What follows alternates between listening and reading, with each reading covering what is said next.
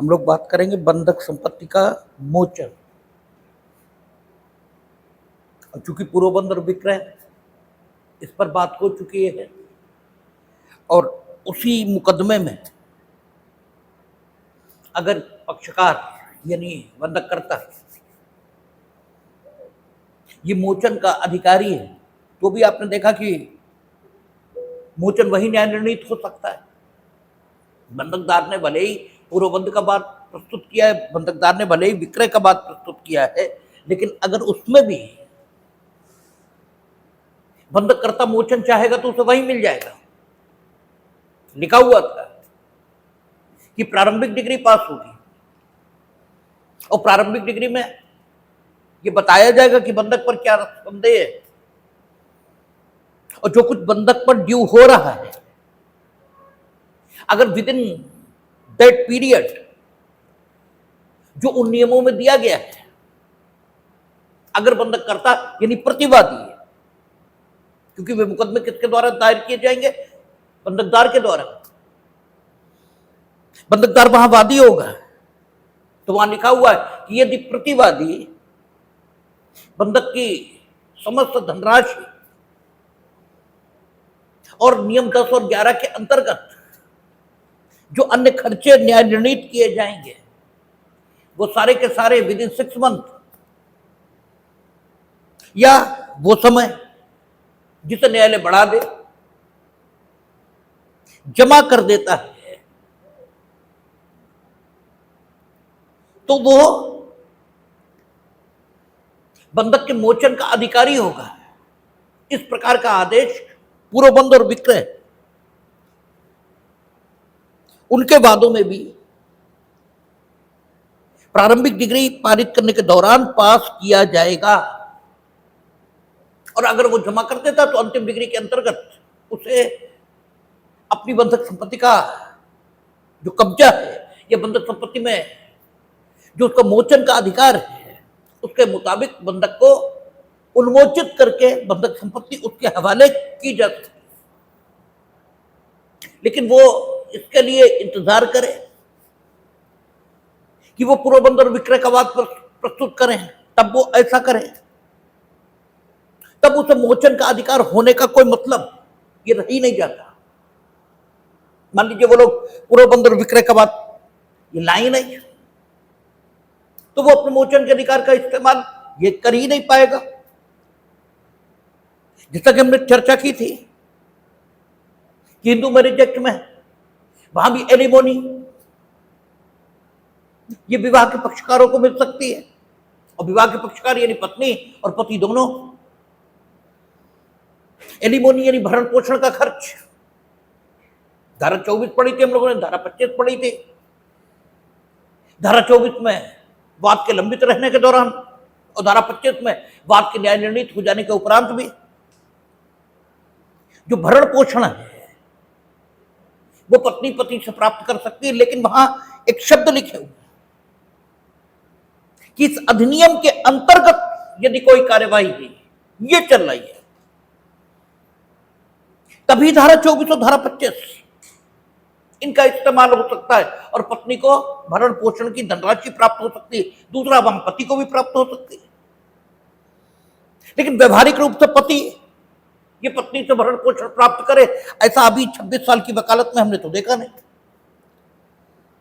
लेकिन अधिकार तो वहां है ही।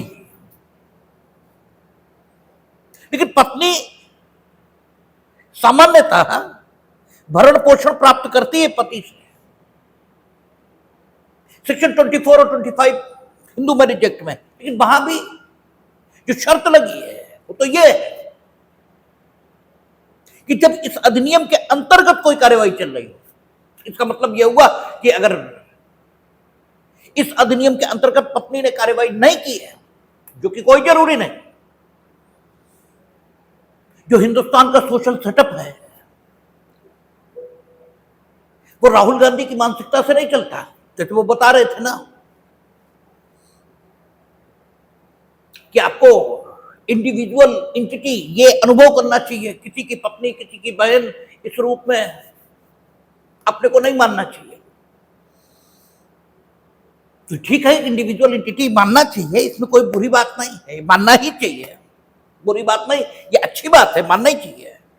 लेकिन ये दूसरी शर्त लगाना, ये राहुल गांधी की अपनी मानसिकता और उनके पालन पोषण और उनके संस्कार, उसका द्योतक है। खैर जो भी है, तो हिंदुस्तान का सोशल सेटअप वैसे तो चलता नहीं जैसे वो चलाना चाहते हैं, तो चल तो वैसे ही रहा है जैसे चल रहा है। तो कोई आवश्यक नहीं है कि विवाह में झगड़े हो भी जाएं तो पत्नी जरूरी नहीं है कि अदालत तक पहुंची जाए और हिंदू मैरिज एक्ट के अंतर्गत किसी अनुतोष की मांग करे, करनी चाहिए, लेकिन कोई आवश्यक नहीं कि करे, और कई बार नहीं भी करनी चाहिए। क्यों करें? तुम इतने नीच व्यक्ति हो कि अगर तुमसे विवाह विच्छेद कर तो हम प्राप्त कर लें तो तुम कल शादी करने के लिए स्वतंत्र हो गए दूसरे, और हम शादी करना नहीं चाहते दूसरे, हम एक ही से भर पाए, तो हम ये अनुतोष सीख क्यों करें? क्योंकि अनुतोष विवाह विच्छेद का प्राप्त करके तो तुम्हें और स्वतंत्र कर दें और तुम्हारे मन की कर दें, और तुम विवाह विच्छेद का अनुतोष मांगो तो तुम्हें मिलेगा नहीं, क्योंकि सेक्शन 23 है, ठीक है, धारा 23 है। तुम अपने ही दोष का लाभ ये ले नहीं सकते। हम तुम तो मेंटेनेंस मांग ही नहीं रहे भाई। अगर 13(1) का फायदा आप लेना चाहोगे विवाह के असमाधेय भंग के सिद्धांत का, तो भी आपको यह साबित करना पड़ेगा कि 125 या किसी भी धारा के अंतर्गत मेंटेनेंस प्राप्त कर लिया गया और 1 या 2 वर्ष जो भी अवधि वहां लिखी हो, इस अवधि के भीतर कोहैबिटेशन स्टार्ट नहीं हुआ, तब आप इंटाइटल्ड होंगे। हम तो मेंटेनेंस मांग ही नहीं रहे, हम खुद ही नौकरी में। तो तुम 13(1) उसमें वर्णित ग्राउंड, उसका भी फायदा नहीं ले पाओगे। और अगर आप ये कहें कि हम रिस्टिट्यूशन ऑफ कंजुगल राइट्स उसकी डिग्री पारित करा लेंगे, वो तुम्हें मिलेगी नहीं, क्योंकि सेक्शन 9 सीधे कह रहा है कि यदि कोई उचित कारण नहीं है और फिर भी पत्नी पति के साथ नहीं रह रही, तो रेस्टिट्यूशन का अनुतोष उसे मिल सकता है पति को। और अगर रेस्टिट्यूशन का अनुतोष मिल जाए, यानी दाम्पत्य अधिकारों के पुनर्स्थापन का अनुतोष मिल जाए, तब फिर वो 13(1)(a) उसकी बात आएगी कि 1 साल या 2 साल तक जो भी अवधि वहां मेंशन हो, कोहैबिटेशन स्टार्ट ना हो, तो जाकर के तलाक की डिग्री विवाह के असमाधेय भंग के आधार पर दी जा सकती है।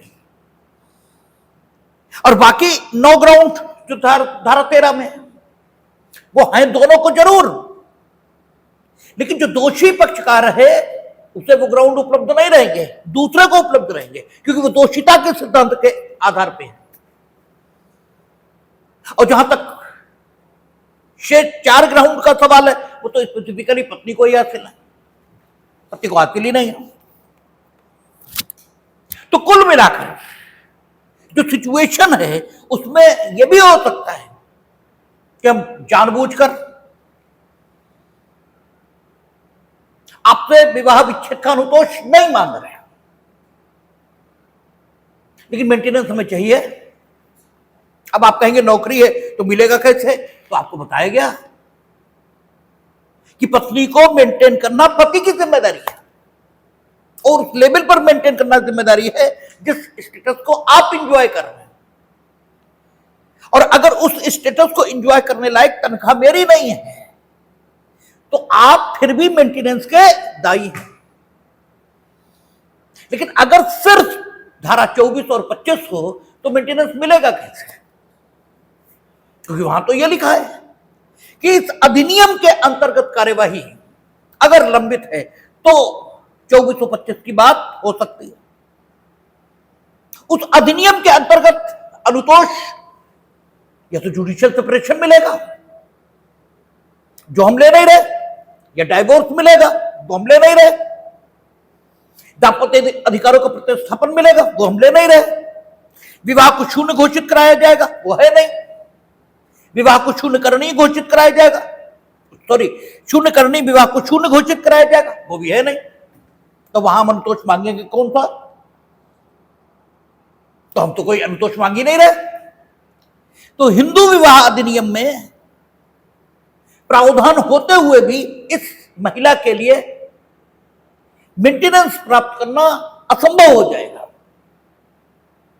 जिस वजह से Hindu adoption and maintenance act वहां भी मेंटेनेंस की बात रखी। लेकिन चूंकि Hindu adoption and maintenance act पर सीटीसी एप्लीकेबल हो जाएगी, इसलिए कोर्ट फीस भी देनी पड़ेगी और देरी इसकी भी संभावना है। इसलिए एक संक्षिप्त तरीका 125 सीआरपीसी और शायद अब 144 बीएनएसएस हो गई है, उसके अंतर्गत भी उपलब्ध कराया गया है। लेकिन यह तो बात सिर्फ पत्नी की हुई। यहां तो जो भरण पोषण मांगेगी वो पत्नी होनी चाहिए, और पत्नी एक स्टेटस है जो किसी को यूं ही हासिल नहीं होगा।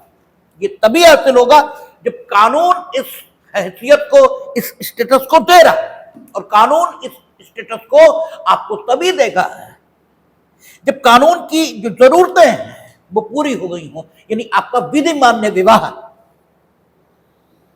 आपका विवाह नहीं, विधि मान्य विवाह, यानी आपकी मान्यताओं के मुताबिक विवाह हुआ, ये नहीं आपकी मान्यता तो कुछ भी हो। जैसे हमने बताया था कुछ बेवकूफ वो संविधान रख के उसके फेरे ले रहे थे, ठीक है? तो आपकी मान्यताओं के मुताबिक नहीं, कानून की मान्यता के मुताबिक जब आपकी शादी किसी से होगी तभी पत्नी का हैसियत, पत्नी का स्टेटस ये मिलेगा। तो हर महिला पत्नी होगी ये जरूरी नहीं है, हो सकता है वो पत्नी ना हो। तो फिर महिला, इसे कैसे मेंटेनेंस मिले जो सिर्फ महिला है, पत्नी नहीं है लेकिन बहन है, ठीक है, अन्य रिश्ते हैं, उसे मेंटेनेंस कैसे मिले? तो उसके लिए अलग से लाए डोमेस्टिक वायलेंस एक्ट, वहां भी मेंटेनेंस का प्रोविजन है। यानी कुल मिलाकर कानून आपको जो अधिकार देता है वो स्वतंत्र रूप से आपके द्वारा उपयोग किए जा सके इसके लिए देता है। आपको जब आदेशिक नियम एक बताया गया था तब भी कहा गया था कि वादी के तौर पर कौन संयोजित किए जा सकेंगे। जो भाषा वहां उपयोग हुई वो भाषा ऐसी है जो आपको क्षमता, ठीक है, शक्ति ये दे रहे हैं। आप चाहो तो वैसा हो जाएगा, और जो अगर आप इंडिविजुअल मुकदमा लाना चाहते हो तो रोक कौन लेगा? जिसे मुकदमा लाने का अधिकार है वो लाएगा।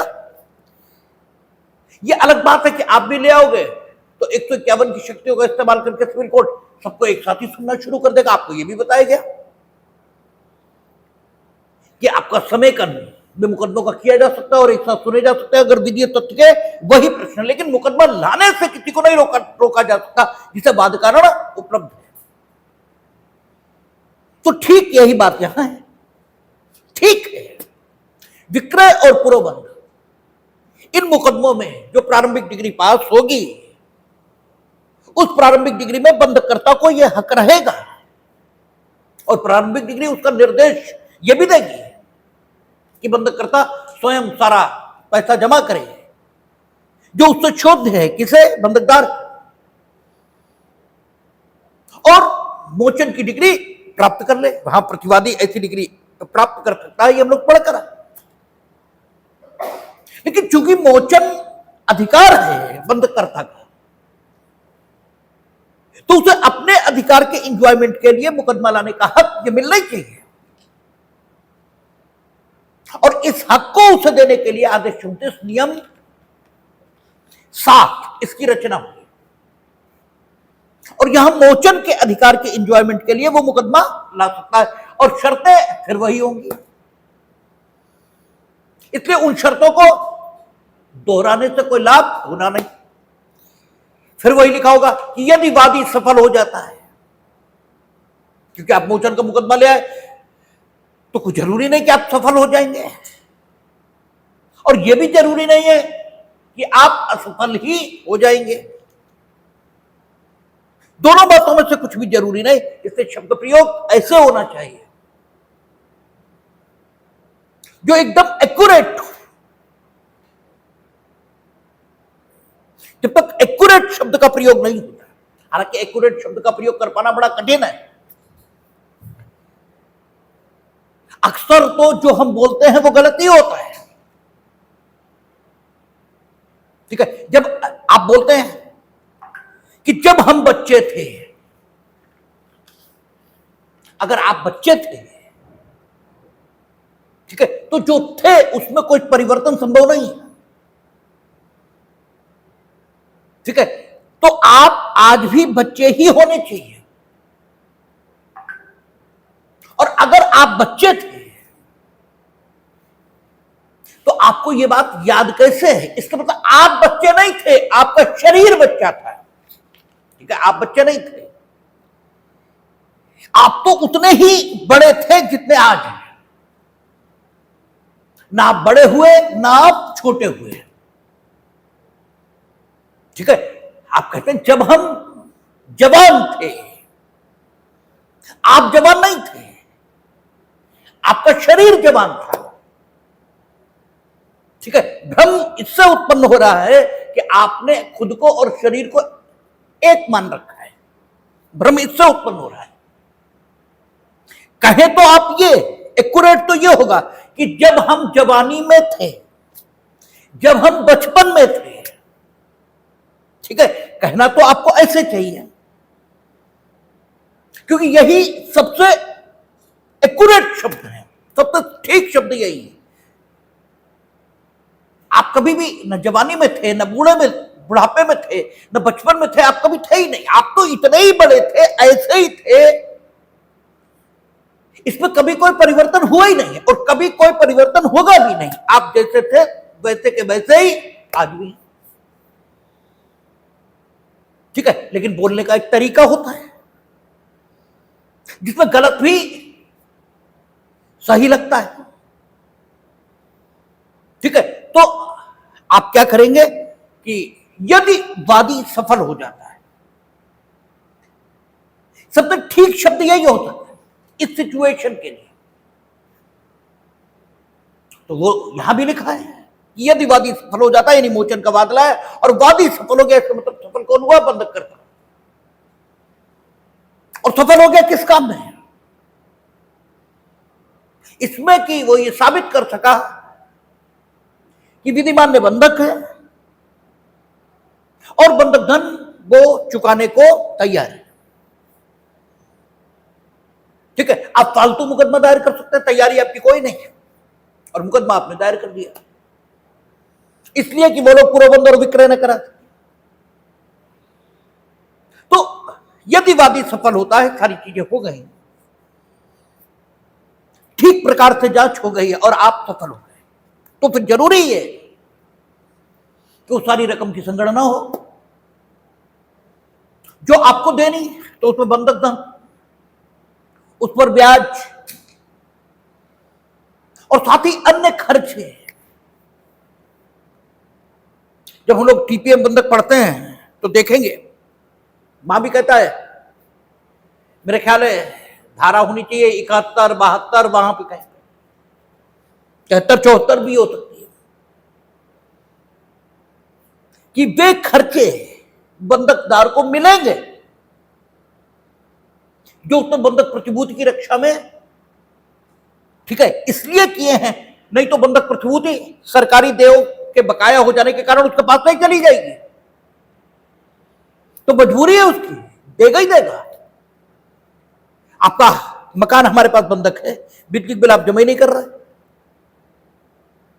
वहां तो गवर्नमेंट ड्यू है, विधि की क्रिया से, ठीक है, विधि की क्रिया से बकाया बिजली बिल के लिए आपका यह मकान प्रतिभूति बन जाएगा। और ऐसा किसके प्रभाव से होगा? कानून के प्रभाव से, इलेक्ट्रिसिटी एक्ट के प्रभाव से। इसलिए इसका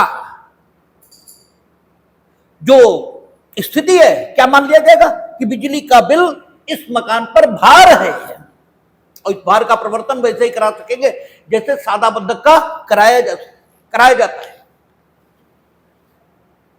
तो बंधकदार की मजबूरी है, देगा बिजली के बिल। तो ये खर्च भी हो सकते, इसलिए आप देखेंगे वो कहता है कि जब प्रारंभिक डिग्री बंधक के मोचन के बाद में पारित की जाएगी कि यदि वादी सफल होता है तो न्यायालय प्रारंभिक डिग्री पारित करेगा और जो आदेश देगी कि बंधक पर के मूलधन और ब्याज मत दे, यानी मूलधन प्लस ब्याज, इसकी मद में जो बकाया है वाद के ऐसे खर्चों के मध्य यदि कोई हो जो उसके पक्ष में अधिनिर्णित किए गए। मुकदमा लाने की जो स्थिति है पर आई है, ठीक है, इसके लिए बंधककर्ता को खर्चे मिलने चाहिए यदि कोई, क्योंकि यह भी हो सकता है तुमने बंधकदार से एक बार नहीं कहा कि भैया अपना पैसा ले लो और हमारी संपत्ति छोड़ दो, एक बार नहीं कहा, सीधे आके मुकदमा दायर कर दिया, तो भाई तुम्हें मुकदमे का खर्च क्यों मिल जाए? ठीक है, आपको अधिकार था मुकदमा दायर करने का, आप कर भी सकते थे, तो आप जरूरत हो तो दायर करो, क्योंकि न्यायालय तो अंतिम विकल्प होता है। ये न वापस करते तब आते आप न्यायालय, और इन्होंने वापस नहीं किया, ये तो तब कहा जा सकता है जब आपने वापस करने को कहा हो, जब आपने एक बार भी निवेदन ही नहीं किया बंधकदार से, तो ये क्यों मान लिया जाए कि ये मना ही कर देते, भले ही कर देते, आप जानते थे मना ही कर देगा, लेकिन आपको कहना तो चाहिए था, ठीक है। वही बात है कि क्या कृष्ण ये नहीं जानना कि दुर्योधन क्या करेगा और वहां क्या होगा अगर हम पांडवों के लिए राज्य मांगने जाएंगे शांति दूत बन के? उन्हें नहीं मालूम है, उन्हें भी तो मालूम है कि अभी 2 मिनट में भगा दिया जाएगा, क्योंकि वहां कोई राजा तो राज्य कर ही नहीं रहा, वहां तो दुर्योधन के पिताजी बैठे हैं सिंहासन पे,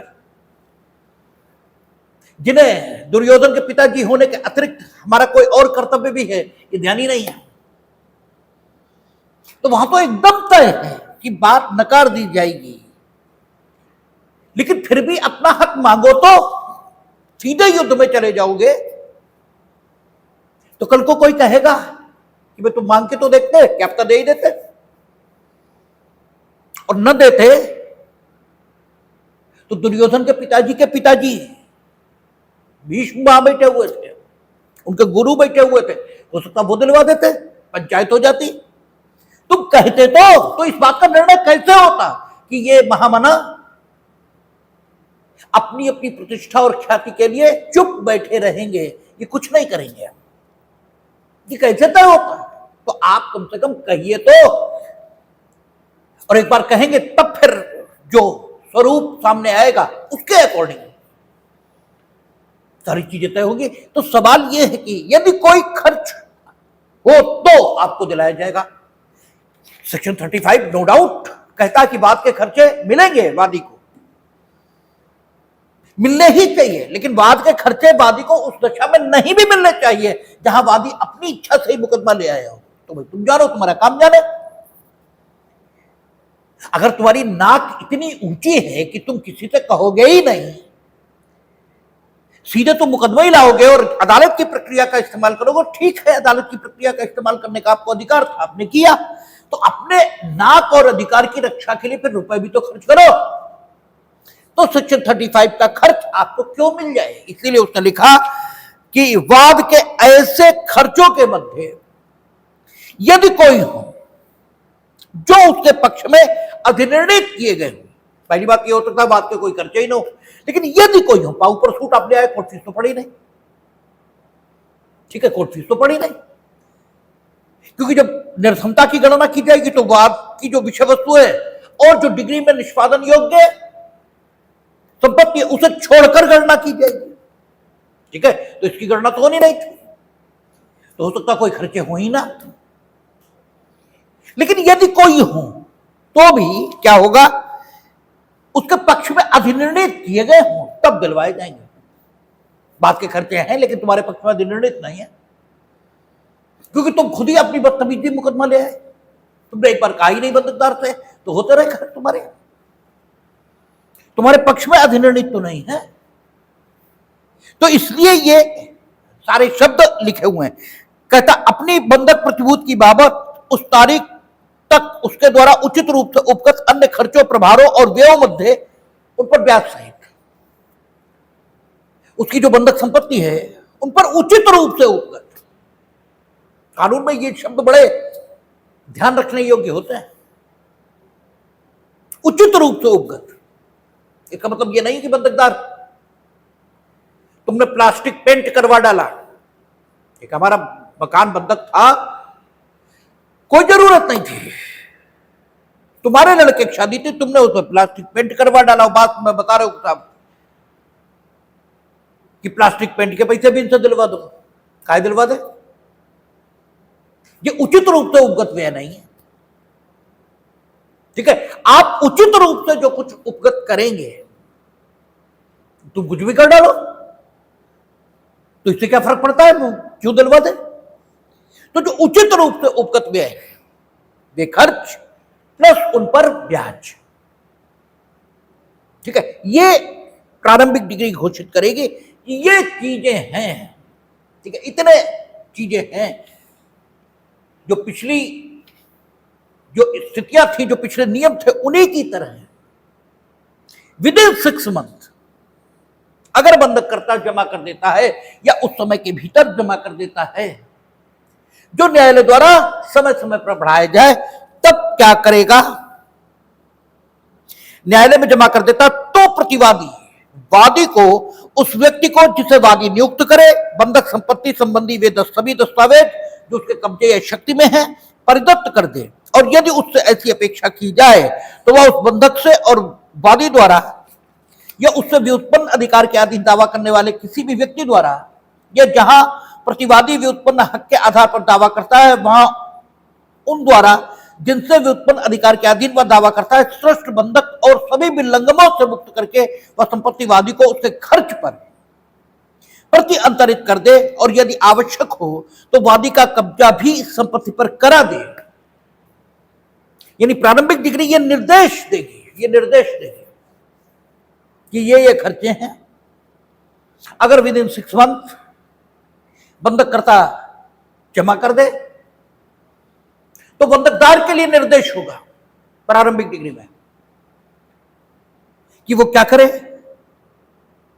बंधककर्ता के खर्चे पर, अपना खर्च नहीं करेगा, वो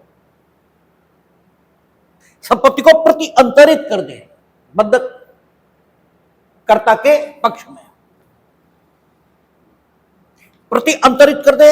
अगर कोई खर्च प्रति अंतरण में आ रहा है तो बंधककर्ता देगा, क्योंकि बंधककर्ता इसी ने बंधक किया था।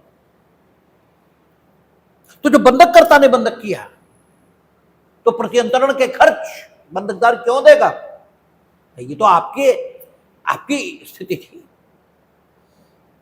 और कब्जा अगर जरूरी हो, जैसे अगर बंधक में कब्जा गया है तभी तो वापस करेगा, नहीं तो कब्जा गया ही नहीं तो वापस क्यों करेगा। और अगर जरूरी हो तो कब्जा भी वापस करे, किसे, बंधककर्ता को। या बंधककर्ता से व्युत्पन्न अधिकार के अधीन दावा करने वाले व्यक्ति को, नहीं, बंधककर्ता समाप्त हो गया है, उसके उत्तराधिकारी वो आ गए हैं, उन्हें बंधककर्ता माना जा रहा है क्योंकि वे प्रत्यासीन हो गए हैं बंधककर्ता के अधिकारों में। बंधककर्ता से किसी ने खरीद ली वो प्रॉपर्टी, तो जो नया क्रेता आया वो बंधककर्ता की जगह प्रत्यासीन है, ठीक है। और ये घोषित करके अगर बंधककर्ता स्वयं मोचन का बात प्रस्तुत करके संपत्ति के प्रतियंत्रण का अधिकारी है तो बंधककर्ता, और अगर बंधककर्ता से व्युत्पन्न अधिकार के अधीन दावा करने वाले व्यक्तियों ने मोचन का वाद प्रस्तुत किया है तो यह घोषित करके कि बंधक द्वारा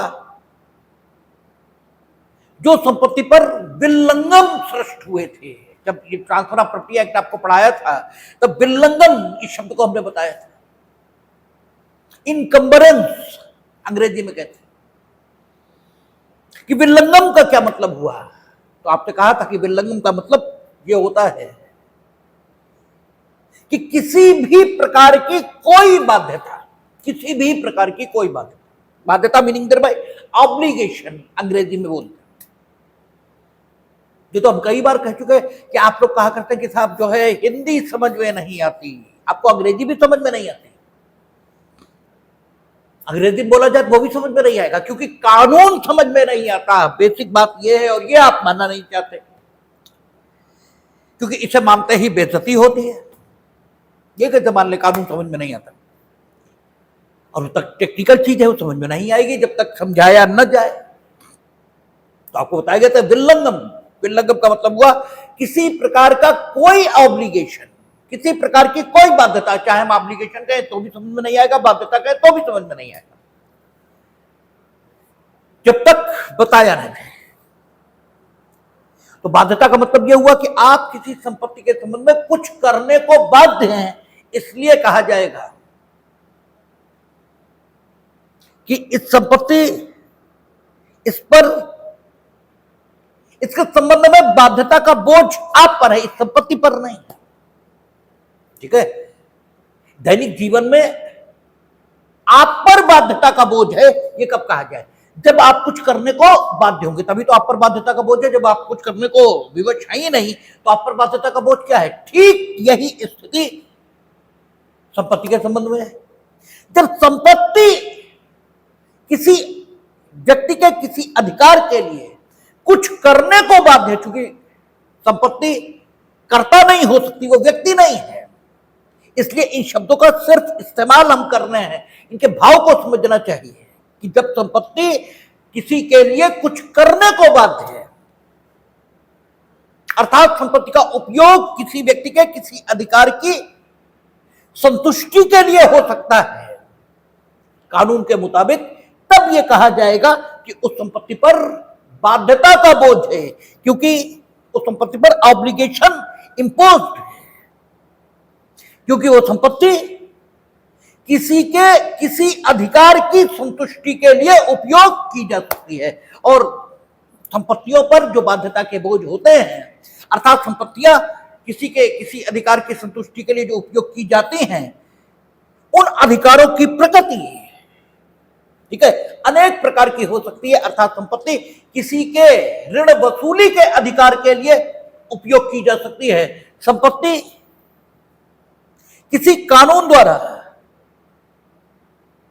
उत्पन्न की गई किसी धनराशि, उसे प्राप्त करने के लिए उपयोग की जा सकती है, या फिर संपत्ति कोई अपनी संपत्ति के अधिक सुखपूर्ण उपभोग के लिए भी, ठीक है, उपभोग कर सकता है। और जब किसी को आपकी संपत्ति अपनी संपत्ति के अधिक सुखपूर्ण उपभोग के लिए उपयोग करने का अधिकार होता है तो इस अधिकार का नाम सुखाधिकार होता है। ठीक है, तो संपत्तियों पर बाध्यता के बोझ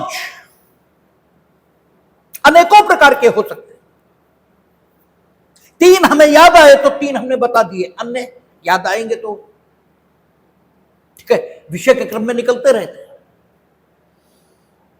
और जब यह स्थिति है कि संपत्ति किसी के किसी अधिकार की संतुष्टि के लिए उपयोग हो सकती है तो संपत्ति पर बाध्यता का बोझ है, यही बोला जाएगा जैसे आपके केस में बोला जाता है। और इन बाध्यताओं को अलग अलग हम पॉइंट आउट करें, यह भी संभव है। और एक शब्द हम कह दें कि संपत्ति पर विल्लंघन है। ठीक है, विल्लंघन का मतलब, इनकम्बरेंस का मतलब कोई बाध्यता है। हमने बाध्यता का नाम नहीं लिया अभी। आप अनेकों प्रकार के संकट में हो सकते हैं। अगर सिर्फ इतना कह दिया जाए आप संकट में है तो बात खत्म हो गई। वो संकट आर्थिक प्रकार का है, सामाजिक प्रकार का है, शरीर और संपत्ति के से संबंधित है, किस प्रकार का उसे हमने मेंशन नहीं किया, लेकिन सूचना पर्याप्त हो गई, सूचना पूरी हो गई। तो विलंगम, बंधक भी विलंगम है, बंधक भी विलंगम है, भार भी विलंगम है, सुखाधिकार भी विलंगम है। क्यों है विलंगम? क्योंकि बंधकदार अपने अधिकार अर्थात अपने ऋण की पुनर्वापसी जो उसने दिया है उधार के तौर पर, इसे बंधक करता है, उसकी पुनर्वापसी को सुनिश्चित करने के प्रयोजन से इस संपत्ति का उपयोग कर सकता है, इसका विक्रय कर सकता है, इसका पुनर्बंध करा सकता है। इसलिए बंधक या भार विलंगम है। इसीलिए प्रारंभिक डिग्री पारित करते समय न्यायालय निर्देश देगा कि बंधकदार न सिर्फ प्रति अंतरित करेगा संपत्ति, बल्कि सभी विलंगमों से मुक्त घोषित करके, क्योंकि आपका ठीक है बंधक मिल चुका है, आपका बंधक धन मिल चुका है। तो कहता है सृष्ट आधीन व दावा करता है सृष्ट बंधक और सभी विलंगमों से मुक्त करके वह संपत्ति वादी को अपने खर्चे पर प्रतिअंतरित कर दे, वादी को उसके खर्चे पर, अपने नहीं, उसके खर्चे पर प्रतिअंतरित कर दे, और यदि आवश्यक हो तो वादी का कब्जा भी संपत्ति पर करा दे। अब फिर वही स्थिति आएगी, यदि अब ये सारी चीजें तो बंधकदार इस शर्त की पूर्ति पर करेगा ना। भाई प्रारंभिक डिग्री में जो बात कही गई शर्त है कि यदि बंधककर्ता इस संपत्ति को जमा कर दे विद इन 6 मंथ, और नियम 10 और 11 के अंतर्गत जो खर्चे यदि निर्णित किए जाएंगे वो भी जमा कर दे, तो आप ऐसा करें, तो प्रतिवादी ये करें। सशर्त जो बात कही गई उसमें शर्त की पूर्ति हो ही जाएगी, इसकी कोई गारंटी थोड़ा ही नहीं की, ठीक है। तो कहता है या कर भी दी, दोनों बातें हो सकती। तो कहता है कि यदि प्रारंभिक डिग्री के अधीन या उसके द्वारा शोध पाई गई या शोध घोषित रकम का संदाय इस प्रकार नियत की गई तारीख को या उसके पूर्व नहीं किया जाता, तो प्रतिवादी पश्चातवर्ती खर्चों, प्रभारों, व्ययों और ब्याज की बाबत शोध न्याय निर्णित रकम को ऐसे समय के भीतर जो न्यायालय नियत करे संदाय करने में असफल रहता है, ठीक है, या तो संदाय नहीं करता है या न्यायालय में जमा करने में असफल हो जाता है। भाई आप इन्हें नहीं देना चाहते, न्यायालय में जमा कर दीजिए, दोनों ही काम आपने नहीं किए, तो प्रतिवादी, तो बंधकदार का वही अधिकार जैसे वहां पूर्वबंध और विक्रय में बंधककर्ता को मिल रहा था, क्योंकि वहां वो प्रतिवादी था, ये मोचन का बाद बंधककर्ता लाया है, तो यहां प्रतिवादी बंधकदार होगा। बंधककर्ता को अपनी संपत्ति का मोचन चाहिए तो या तो न्यायालय में जमा करिए या उसे दीजिए, आपने दोनों ही काम नहीं किए, तो प्रतिवादी भोग बंधक, क्योंकि इसमें तो बंधक ही इस प्रकार का है कि आप क्या करेंगे, उसी संपत्ति से बंधक धन की अदायगी करेंगे, और जब तक बंधक धन की अदायगी नहीं हो जाएगी तब तक भोग बंधक में संपत्ति आपके ही पास रहेगी। तो इसलिए भोग बंधक की दशा में संपत्ति के मुक्त होने का कोई सवाल है ही नहीं, यह संपत्ति बंधकदार को दिए जाने का कोई सवाल है ही नहीं। और सशर्त विक्रय द्वारा बंधक है या ऐसा विलक्षण बंधक है जिसमें पूर्वबंध मिलेगा, ठीक है, तब भी इस सेक्शन का कोई मतलब नहीं, तब तो आपको पूर्वबंध के लिए मुकदमा लाना ही चाहिए, ठीक है। बंधक न तो भोग बंधक है, न सशर्त विक्रय द्वारा बंधक है, न विलक्षण बंधक है, इनमें से कुछ भी नहीं है। और बंधककर्ता मोचन का मुकदमा लाया है और प्रारंभिक डिग्री पास हो गई, और प्रारंभिक डिग्री में वो रकम घोषित कर दी गई जो बंधककर्ता को देनी है, और बंधककर्ता ने वह रकम ना तो न्यायालय में जमा की न प्रतिवादी को दी, तो प्रतिवादी हकदार होगा, क्योंकि अब उसे बंधक के संबंध में विक्रय का अनुतोष उपलब्ध रहे, क्योंकि न तो भोग बंधक है, न विलक्षण बंधक है, न सशर्त विक्रय द्वारा बंधक है, तो उसे विक्रय का ऑप्शन उपलब्ध है। तो अब जब यहां उसे बंधककर्ता के द्वारा लाए गए मुकदमे में उस संपत्ति की प्राप्ति नहीं हुई, उस धनराशि की प्राप्ति नहीं हुई जो घोषित की गई है उसके पक्ष में, तो कहता है प्रतिवादी, भोग बंधक सशर्त विक्रय द्वारा बंधक के ऐसे विलक्षण बंधक थे जिसके निबंधन केवल पूर्वबंध के लिए न कि विक्रय के लिए उपबंध करते हैं, क्योंकि विलक्षण बंधक में दोनों बातें हो सकती हैं। अगर केवल पूर्वबंध के लिए उपबंध करते हैं तब फिर बात नहीं है, लेकिन अगर विक्रय के लिए करते हैं तो विलक्षण बंधक भी, ठीक है, न कि विक्रय के लिए उपबंध करते हैं। भिन्न किसी बंधक की दशा में इस अंतिम डिग्री के लिए आवेदन करने का हकदार होगा कि बंधक संपत्ति का विक्रय कर दिया जाए। यानी उपरोक्त दशाओं में जो वर्णित है उनमें तो उसे पूर्वबंध का ही विकल्प मिलेगा, विक्रय का मिलेगा ही नहीं। लेकिन उनसे भिन्न बंधकों की दशा में जो यहां वर्णित है उनसे भिन्न बंधक है, यानी सादा बंधक है, विलेखक निक्षेप द्वारा बंधक है, अंग्रेजी बंधक है, या ऐसा विलक्षण बंधक है जो विक्रय का ऑप्शन उसे दे रहा है और इन्वेस्टर ने कुछ जमा नहीं किया, तो वो इस बात के लिए हकदार होगा कि अंतिम डिग्री के लिए आवेदन कर दे इस आशय की कि संपत्ति का विक्रय कर दिया जाए और हमें हमारा पैसा दिलवाया जाए। ठीक है, तो जो अधिकार वहां बंधककर्ता को मिल रहा था वो यहां बंधकदार को मिल जाएगा। और फिर सशर्त विक्रय द्वारा बंधक या पूर्वक जैसे विलक्षण बंधक की दशा में इस अंतिम डिग्री के लिए आवेदन का हकदार होगा कि वादी संपत्ति का मोचन कराने के सभी अधिकारों से विवर्जित कर दिया जाए, यानी दोनों स्थितियां रहेंगी। भाई काखंड उस दशा में लागू होगा जबकि जिस बंधक के मोचन की बाबत मुकदमा लाया गया वो ना तो भोग बंधक है, ना सशर्त विक्रय द्वारा बंधक है, ना ऐसा विलक्षण बंधक है जिसमें विक्रय का ऑप्शन उपलब्ध हो, तब काखंड। लेकिन अगर ये यही तीन है तो खाखंड, ठीक है। और खाखंड में भी भोग बंधक नहीं, क्योंकि भोग बंधक में हमेशा संपत्ति आपके पास ही है और वो निर्मित भी इसी प्रकार से हुआ है। भोग बंधक में बंधककर्ता बंधकदार को कुछ देगा ही नहीं, बंधकदार को स्वयं ही संपत्ति से लाभ प्राप्त करके अपने बंधक धन की अदायगी करनी है। तो भोग बंधक खा में भी नहीं लिखा है। सशर्त विक्रय द्वारा और विलक्षण बंधक है तो प्रतिवादी इस बात का हकदार होगा कि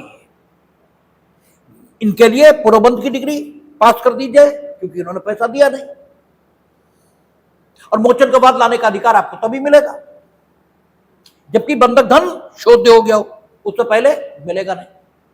और जब बंधक धन शोध्य होगा तो उसे विक्रय और पूर्वबंध का अधिकार दिया जाएगा। तो इसलिए अगर विक्रय नहीं हो सकता तो क्या करेगा, पूर्वबंध की डिग्री के लिए आवेदन कर देगा कि पूर्वबंध की अंतिम डिग्री पास कर दी जाए और इन मोचन के सभी अधिकारों से विवर्जित कर दिया जाए। तो कोई ऐसी बात नहीं। फिर आपका दो तो बिल्कुल ठीक वैसा ही है जैसा पहले था कि समय बढ़ाया जा सकेगा। न्यायालय ने जो 6 महीने का समय दिया था वो बढ़ाया जा सकेगा। उसके अलावा नियम 2 में उन्होंने कुछ कहा नहीं। तो नियम 2 इस प्रकार का लिखा हुआ है। अब मोचन के बाद में अंतिम डिग्री, फिर क्योंकि अंतिम डिग्री के अलावा कुछ सवाल ही नहीं बचा। या तो मोचन के बाद में अंतिम डिग्री बंधककर्ता के पक्ष में जाएगी, वह अंतिम डिग्री पारित तो होगी, वहां तो अंतिम डिग्री पारित करने के लिए निर्देश भी दिया गया है कि आप ऐसा ऐसा करें।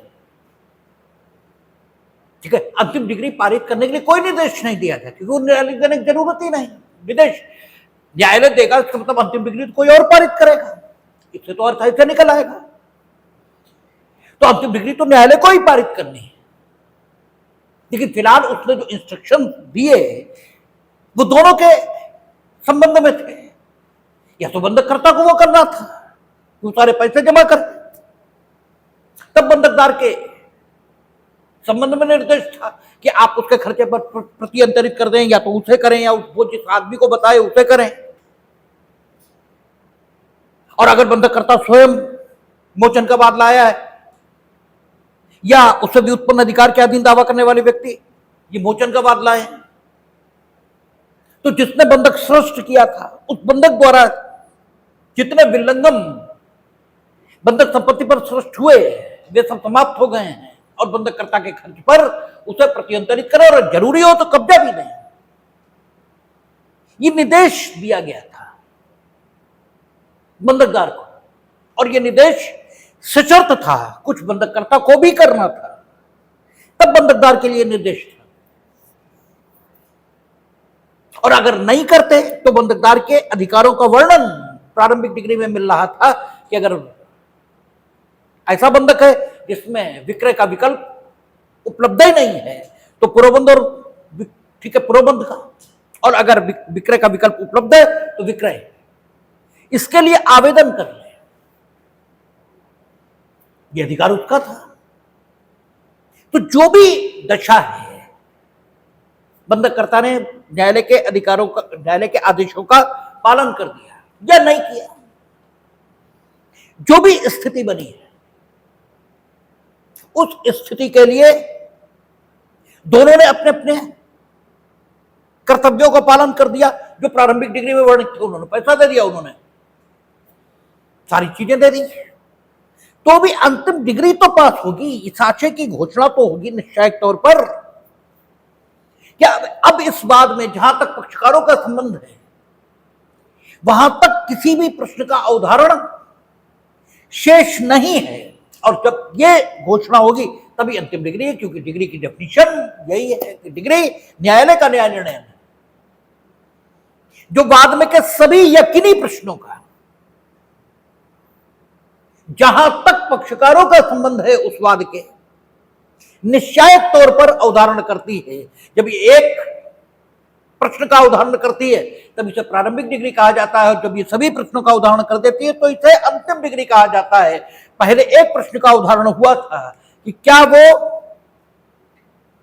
कुछ देनदार है, यदि हां तो ये कुछ प्रश्नों का उदाहरण हुआ था, इसलिए वो प्रारंभिक डिग्री थी। अब उसके अनुसरण में, और यह भी लिखा प्रारंभिक डिग्री के अनुसरण में ही अंतिम डिग्री होगी। अंतिम डिग्री स्वतंत्र नहीं हो सकती, वो प्रारंभिक डिग्री के अनुसरण में होगी, अर्थात प्रारंभिक डिग्री जो करना कह रही थी वो तो होगा ही होगा, उसी के आगे की बात के लिए अंतिम डिग्री होती है।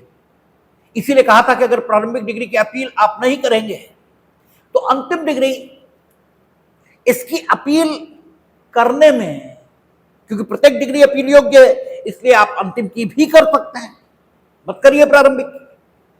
लेकिन अंतिम डिग्री की अपील आपने की, प्रारंभिक की नहीं की, तो प्रारंभिक डिग्री की शुद्धता, इसके संबंध में कोई सवाल यह अंतिम डिग्री की अपील में नहीं उठाया जा सकता। आपको प्रारंभिक डिग्री उसकी अपील करनी चाहिए, और आपने दोनों की कर दी,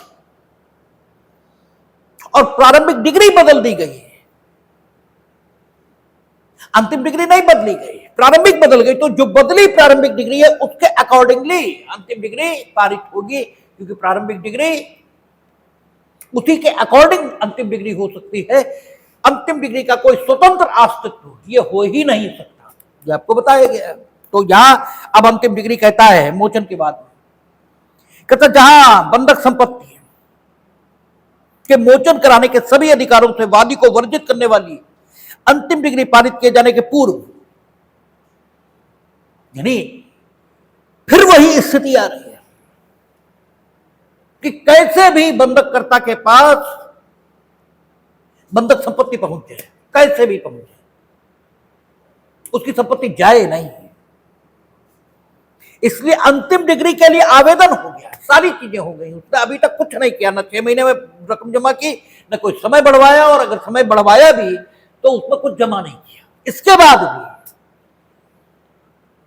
नियम 8 कहता है कि जब अंतिम डिग्री के लिए आवेदन होगा तो अगर ऐसा बंधक है कि पूर्वबंध और विक्रय ही हो सकता है तो पूर्वबंध और विक्रय के लिए आवेदन होगा अंतिम डिग्री में, और अगर ऐसी है कि विक्रय हो सकता है तो विक्रय के लिए।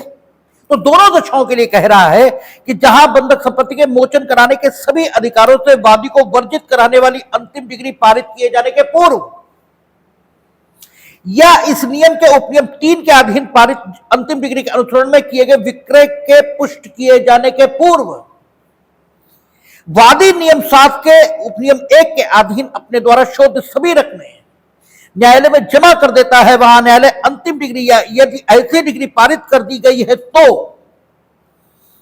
आदेश वादी के इस निमित्त पर किए गए आवेदन पर पारित करेगा। जो प्रारंभिक डिग्री में निर्दिष्ट दस्तावेजों को परिदस्त करने के लिए आदेश प्रतिवादी को देगा और यदि आवश्यक हो तो उस डिग्री में यथा निर्दिष्ट बंधक संपत्ति को वादी के खर्चे पर प्रतिअंतरित कराने के लिए आदेश प्रतिवादी को देगा और यदि आवश्यक हो तो वादी का कब्जा संपत्ति पर कराने के लिए भी आदेश प्रतिवादी को देगा। अंतिम प्रयास कानून का अभी भी यही है कि बंधक संपत्ति बंधककर्ता को प्राप्त हो जाए। इसलिए उसने लिखा कि पुनर्बंध या विक्रय है, ठीक है, इनके लिए आवेदन हो गए, ठीक है, लेकिन पुनर्बंध अभी हुआ नहीं है, ठीक है, अभी उसे मोचन कराने के सभी अधिकारों से विवर्जित कर दिया गया है। ये डिग्री अभी पारित नहीं हुई है, आवेदन जरूर हो गया और आवेदन होने और डिग्री पारित होने के बीच 10-20 साल का अंतर हो सकता है। अदालतों की स्थिति यही है, हम तो क्रिमिनल में भी देखते हैं। इधर कुछ मामला थोड़ा सख्त जरूर हुआ है, वो भी केवल हत्या में, केवल हत्या में, अन्यथा सब ढकोसला है, सब बेकार की बातें हैं। बीएनएस और आईपीसी में लिखा जरूर है कि आजीवन कारावास, कोई ससुर आजीवन कारावास नहीं काटता, ठीक है, आप कुछ भी कर दो, 1-1.5 साल में जमानत मिल ही जाएगी। हाँ ये जरूर है 1-1.5 साल। अब ऐसा भी होने लगा, उनका पूरा ट्रायल निपटाओ और नहीं मिल रही जमानत, तो ट्रायल के लिए आदेश हो के आ जाता है विदिन 6 मंथ निपटा दो, तो कर सकते हैं भाई 482, तो ट्रायल निपट जाता है 6 महीने में। 6 महीने नहीं निपटा, थोड़ा समय बढ़ाने के आवेदन कर दिया, साल भर में निपट गया और उसके बाद जमानत मिल ही जाती है इस तर्क के आधार पर कि साहब हम दोषी जरूर सिद्ध हो गए, लेकिन अपील सुने जाने के निकट भविष्य में कोई संभावना नहीं है और हम अपील में सफल ही होंगे, ऐसा हमें विश्वास है, इसलिए हमें जमानत दी जाए। तो 1 साल 2 साल 5 साल, आप बहुत किस्मत खराब हुई तो 5-6 साल में बाहर आ ही जाएंगे, और ये भी बहुत किस्मत खराब हुई तो, अदरवाइज 1-1.5 साल में आप बाहर। उसका ना अपील सुनी जाएगी आपके, कुछ नहीं होगा, आप आराम से मर जाएंगे। हाँ मामला ऐसा हुआ जिसमें जज महोदय की छपाक संतुष्ट हो रही थी, ठीक है, कि टीवी पर चलेगा भी, आपने देखा नहीं वो कौन नहीं है, उन्हें हम खूब जानते हैं, ठीक है, जिनने हत्या के 24 मामलों में फांसी करके रख दी, ठीक है, 24 मामले रेयर शब्द रेयर नहीं हो सकते, हो ही नहीं सकते, हो ही नहीं सकते, ठीक है, हो ही नहीं सकते, किसी सूरत नहीं हो सकते। 26 साल में हमारी अदालत में तो, हाँ शाहजहांपुर से फांसियां हुई हैं, मतलब हमारे सामने ही हुई हैं, लेकिन दूसरी कोर्ट्स में, और उनमें से एक भी मामला मेरे दृष्टिकोण से फांसी लायक नहीं है, और सब कुछ हाई कोर्ट से वापस आ गई, आजीवन कारावास में बदल के कुछ आ जाएंगी। 26 साल की वकालत में हमारी अदालत में तो ऐसा मामला नहीं आया जिसमें फांसी एप्रोप्रिएट लग रही हो। एक जरूर था जिसमें हमें लग रही थी कि हाँ इसमें फांसी हो जानी चाहिए, छोटे बच्चे को मार के, वो भी फावड़े से, ठीक है, सूटकेस में भर के उसके सगे मामा ने, ठीक है, फेंक दिया था, टॉफी खिलाने के बहाने उसे लेके गए, उसे भी साहब ने नहीं माना, रेरे सफदर हेयर, उसमें भी नहीं की। तो जब साहब को छपास हो तो बात अलग है, अदरवाइज कोई मामला 2, 4, 5 साल, इसके बाद जमानत आदमी को मिल ही जानी है और फिर उसकी अपील पूरी जिंदगी सुनी नहीं जानी है, ये तय है। पूरी जिंदगी आराम से जिएगा, फिर मर जाएगा तो आजीवन कारावास। व्यवहार में देखेंगे, सिद्धांतों में आजीवन जरूर है, व्यवहार में 4-5 साल का कारावास साबित होता है, वो भी बहुत किस्मत खराब हो तो, नहीं तो साले भर का साबित होता है, ठीक है। इसलिए कोई कुछ, और उपदेश, ओहो चीफ जस्टिस को सुनो तो शंकराचार्य को सुनना आप भूल जाओ, इतना बेहतर उपदेश है। आप हाईकोर्ट के चीफ जस्टिस सुनो तो ऐसा लगता है कि अब शंकराचार्य को सुनने की क्या जरूरत, ये है तो इनकी सुनो। बाकी वो विधायिका को भी उपदेश दे रहे हैं, बैठे कार्यपालिका को भी दे रहे हैं, खुद खुद कुछ नहीं करेंगे, खुद को देख नहीं रहे। ये स्थिति बनी हुई है, ठीक है ना। तो है अब यही स्थिति। तो अगर कानून प्रयास कर रहा है कि बंधककर्ता को उसकी संपत्ति मिल जाए, कैसे नहीं, इसलिए कहता है कि पूर्वबंध इसकी डिग्री के लिए आवेदन हो गया, लेकिन अंतिम आदेश अभी नहीं हुआ, और अदालतों की कार्यप्रणाली इसके चलते हुए आवेदन और अंतिम आदेश के बीच 20 बरस का समय हो सकता है। तो इस बीच कभी भी बंधककर्ता आवेदन कर सकता है, ठीक है। और ये लिखा है कि अगर वो आवेदन कर सकता, मीनिंग दर में पैसा जमा कर सकता है, और अगर उसने पैसा जमा कर दिया तो फिर वही बात, ये सारी चीजें वापस करो, ठीक है। और अगर विक्रय इसके लिए आवेदन हो गया, ये तो बहुत छोटी बात है कि विक्रय के लिए आवेदन हो गया, विक्रय की डिग्री भी पारित हो गई, विक्रय की डिग्री भी पारित हो गई, विक्रय हो भी गया, लेकिन विक्रय पुष्ट नहीं हुआ अभी, ठीक है, पुष्ट नहीं हुआ, तो भी अगर बंधककर्ता आ जाएगा और पैसा जमा कर देगा तो विक्रय की डिग्री खंडित कर दी जाएगी, और फिर आदेश होगा किसे, प्रतिवादी को। यहां तो प्रतिवादी बंधकदार है कि वो ये सारी चीजें वापस करे, ठीक है। आगे कहता है, जहां बंधक संपत्ति है उसके किसी भाग का इस नियम के उपनियम 3 के अधीन पारित डिग्री के अनुसरण विक्रय कर दिया गया है, और वहां जब तक कि वादी उपनियम 1 में वर्णित रकम के अतिरिक्त ऐसी राशि जो क्रयधन की उस रकम के 5% के बराबर न हो जिसके क्रेता ने न्यायालय में जमा किया है, क्रेता को देने के लिए न्यायालय में निश्चित नहीं कर देता, न्यायालय इस नियम के उपनियम 1 के अधीन आदेश पारित नहीं करेगा। तो ये एक, हमने आपसे कहा था कि एक साम्यिक नियम है, एक इक्विटेबल नियम है। ये बात सही है कि बंधकदार को तो उसका बंधक धन मिल गया, बंधककर्ता को उसकी प्रॉपर्टी मिल गई, लेकिन आपने ये जो गड़बड़ की जिसकी वजह से संपत्ति किसी ने क्रय कर ली, उस क्रेता को क्या मिला। और आखिर ठीक है विक्रय पुष्ट नहीं हुआ था, लेकिन उसने खरीद तो लिया था, तो उस संपत्ति का कुछ लाभ तो उसे मिलना ही चाहिए। तो कहता है बंधक धन का 5%, ठीक है, बंधक धन का कहा, किसका कहा, वहां जब तक वादी उपनियम 1 में वर्णित रकम के अतिरिक्त ऐसी राशि जो क्रय धन की, बंधक धन नहीं, क्रय धन, क्योंकि बंधक धन कम होगा, क्रय धन ज्यादा होगा हमेशा, तो क्रय धन का 5% ये क्रेता को देने के लिए अलग से न्यायालय में जमा करना पड़ेगा, जो बंधकदार के अतिरिक्त संपत्ति के क्रेता को दिया जाएगा, और तब विक्रय खंडित होगा। लेकिन ये कब, जब विक्रय की डिग्री पारित हो गई, विक्रय हो भी गया, क्रेता आ गया, और विक्रय पुष्ट नहीं हुआ, इस बीच सारी चीजें जमा की गई।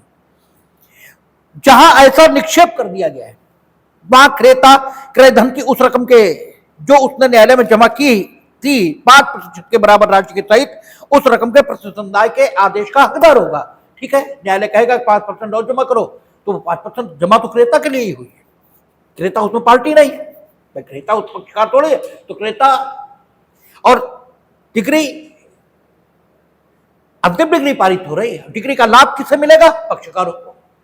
इसलिए अलग से यह लिखना जरूरी है कि क्रेता को ऐसा आदेश प्राप्त करने का हक होगा जिसके आधार पर वो क्रयधन की 5% की जो राशि जमा हुई है वो उसे मिल सके, ये लिखना जरूरी है, क्योंकि क्रेता पार्टी नहीं है और डिग्री केवल पक्षकारों को आबद्ध करेगी, ठीक है, और वो पक्षकार है नहीं उसमें, इसलिए ये लिखना पड़ रहा है। कहता है जहां उपनियम 1 के अधीन संदाय नहीं किया, कोई जरूरी थोड़े कर ही दोगे, कर दिया तो फिर बंधककर्ता को फिर संपत्ति वापस मिल रही, लेकिन संदाय नहीं किया, ठीक है, तब क्या होगा, वहां न्यायालय प्रतिवादी द्वारा निमित्त किए गए आवेदन पर, तो उसका आवेदन आ ही रहा, तो पूर्वबंध या विक्रय जो भी होगा वो किया जाएगा, सशर्त विक्रय द्वारा बंधक की दशा में या ऐसे विलक्षण बंधक की दशा में जो इससे पूर्व नियम 7 में निर्दिष्ट ये घोषणा करने वाली कि वादी और उनसे व्युत्पन्न अधिकार के अधीन दावा करने वाले सभी व्यक्ति संपत्ति का मोचन करने के सभी अधिकारों से विवर्जित किए जाते हैं। अब पूर्वबंध हो जाएगा। और यदि आवश्यक हो तो वादी को यह आदेश भी देने वाली कि बंधक संपत्ति पर कब्जा प्रतिवादी को दे दे, अंतिम डिग्री पारित करेगा। जैसे विलक्षण बंधक है, कब्जा किसके पास है? उसके ही पास है। और शायद सशर्त विक्रय द्वारा बंधक में भी कब्जा बंधककर्ता के ही पास रहता है, शायद नहीं, जहां जहां तक लगता है 99% उसी के पास रहता है। तो फिर अब जब पूर्वबंध हो गया तो कब्जा वापस जाना भी चाहिए, किसे? बंधकदार को, प्रतिवादी को जाना चाहिए। ठीक है, तो वो अपना लिख रहा है। खाखंड में कहता है कि यदि किसी अन्य ऐसे किसी अन्य बंधक की दशा में, जो भोग बंधक नहीं, क्योंकि भोग बंधक वो तो बात ही अलग है। यह अंतिम डिग्री पारित करेगा कि बंधक संपत्ति उसके पर्याप्त भाग का विक्रय कर दिया जाए और विक्रय के आगम उनमें से विक्रय के व्ययों को काटने के पश्चात न्यायालय में जमा कराए और जो कुछ प्रतिवादी को शोध पाया गया है उसका संदाय करने में उपयोजित किया जाए। सबसे पहले वही लिखा ही हुआ है, वही बात तो आ रही कि सबसे पहले विक्रय के आगम, फिर जिसने विक्रय कराया उसे, यानी उस बंधकदार को, अन्य कोई हकदार व्यक्ति हो तो उन्हें, और फिर कुछ वापस शेष बचे तो बंधककर्ता को। तो वही यहां लिखा है, संदाय करने में उपयोजित किया जाए और यदि कुछ बाकी रहे तो उसे वादी को या ऐसे अन्य व्यक्तियों को दे दिया जाए जो उसे प्राप्त करने के हकदार हो। ठीक है, तो ये आपका मोचन, तीनों प्रकार के अधिकार आ गए, पूर्वबंध, विक्रय, मोचन। ठीक है, आगे कहता मोचन के बाद में बंधक पर शोध बाकी रकम की वसूली। ये भाई ठीक है, बंधक धन इतना अधिक हो गया या खर्चे इतने अधिक हो गए या बाद का खर्च मिलाकर और उचित रूप से उपगत व्यय जो है वो मिलाकर सब ज्यादा हो रहा है, बंधक संपत्ति उतने की नहीं बिकी, तो फिर कहता है जहां नियम 8 के अधीन किए गए किसी भी विक्रय के शुद्ध आगम मीनिंग देर में विक्रय के व्ययों को काटने के पश्चात, वही तो नेट, ठीक है, सेल्फ प्रोसीड है। ठीक है, विक्रय के शुद्ध आगम प्रतिवादी को शोध रकम का संदाय करने के लिए अपर्याप्त पाए गए, वहां बाकी रकम विक्रीत संपत्ति के अतिरिक्त वादी से अन्यथा वैध रूप से वसूलनी है तो न्यायालय प्रतिवादी द्वारा निष्पादन में किए गए आवेदन पर ऐसी बाकी रकम के लिए डिग्री पारित कर सकेगा। बाकी रकम वैध रूप से वसूलनी है। अब देखिए, उस दिन हमें याद नहीं आया था, एक उदाहरण याद ध्यान आ सकता है कि व्यय तो हैं लेकिन सारे व्यय उचित रूप से उपगत किए गए ऐसा नहीं कहा जा सकता। सारे व्यय, कुछ उचित रूप से भी उपगत है, कुछ उचित रूप से उपगत नहीं भी हैं। ठीक है, लेकिन बंधक धन में से ही कुछ बच गया। ठीक है, तो जो कुछ उचित रूप से वैध रूप से वसूलनी है रकम है और विक्रय में बंधक संपत्ति बेचे जाने के बाद भी जिसकी वसूलियां भी नहीं हो पाई, उस रकम के लिए बंधकदार यदि निष्पादन में आवेदन कर रहा है अंतिम डिग्री के, तो उस रकम को वसूलने के लिए न्यायालय अलग से आदेश ये कर सकता है। ऐसी बाकी रकम के लिए आदेश नहीं, ऐसी बाकी रकम की डिग्री पारित कर सकेगा। निशेष जो रकम बच गई उसके लिए भी न्यायालय डिग्री पारित कर सकेगा। ठीक है, ये स्थिति है। अगला जो नियम है वो कहता है डिग्री जहां कुछ भी शोध नहीं पाया गया या जहां बंधकदार को अतिसंदाय कर दिया गया। जब सारा कैलकुलेट हुआ तो पता यह लगा कि बंधकदार इसे कुछ भी शोध नहीं और फिर भी मोचन, ठीक है, उसका नहीं कर रहा था। मतलब उसे मोचन के बाद उसने दायर किया, नो डाउट दायर किया, इनसे नहीं कहा, सही है, यह कहा जो भी स्थिति है, लेकिन उसने मोचन का बाद प्रस्तुत किया, तुम भी तो जरा अपना हिसाब देखते हैं, तुम्हें तो ज्यादा मिल चुका है, जितना जितना बंधक धन था उससे ज्यादा अतिसंदाय हो चुका है। यह बिल्कुल ठीक संदाय हो गया। ठीक है ना, जहां मोचन का वाद प्रस्तुत करते समय बंधकदार को अति संदाय किया जा चुका है, या कुछ भी शेष नहीं है बंधकदार का, यह स्थिति पाई गई है। तो क्या कहता है नियम 9 में, यदि नियम 7 में निर्दिष्ट लेखा लेने पर यह प्रतीत हो, क्योंकि वहां लेखा लिया जाएगा ना अकाउंट सबसे पहले, कि प्रतिवादी को कुछ भी शोध नहीं या उसे अतिसंदाय कर दिया गया है, तो न्यायालय इसमें इसके पूर्व किसी बात के होते हुए भी यह निर्देश देने वाली डिग्री पारित करेगा कि प्रतिवादी यदि उससे अपेक्षा की जाए तो संपत्ति को प्रत्यंतरित करे और वादी को वह रकम दे जो उससे शोधे पाई जाए, और यदि आवश्यक हो तो वादी का कब्जा बंधक संपत्ति पर करा दिया जाए। तब तो तीनों चीजें यहीं मिल जाएंगी, ठीक है ना। तो ये नियम 9। अच्छा, अब एक स्थिति कि बंधक करता आया और उसने सारे पैसे जमा कर दिए, ठीक है, उसने सारे पैसे जमा कर दिए शुरुआत में, उसने मोचन का वाद प्रस्तुत किया और सारे पैसे जमा कर दिए, ये और उसने कहा मेरे हिसाब से इतना बनना है, ये जमा। तो तुम भी अपना देखो भाई, तुमने देखा नहीं, तुम कह रहे नहीं इतना तो बना ही नहीं, हमारा तो ज्यादा बन रहा है, चल गया पूरा मुकदमा। अब दो बातें पाई जा सकती हैं कि बंधककर्ता की बात ठीक थी, उतना ही तुम्हें चाहिए था, और यह भी हो सकता नहीं। तो अगर उसकी बात ठीक पाली गई तो ये बंधक का मुकदमा चाहे 100 साल चले, और इस 100 साल में तुम कितने भी व्यय उचित रूप से उपगत कर लो इस संपत्ति पर, इन बंधकदार को उचित रूप से उपगत व्ययों की मद में 1 पैसा नहीं मिलेगा, क्योंकि उसने शुरुआत में ही सब जमा कर दिया और वो बिल्कुल ठीक पाया गया, उसने बिल्कुल सही हिसाब लगाकर उस समय तक उस पर जितना पैसा था सब दे दिया था, और फिर भी तुम नहीं माने। ये बात आगे 10, 11, 12, 13, 14 में लिखी है। अब हमें लगता है कल ये समाप्त हो पाएगा, देखो।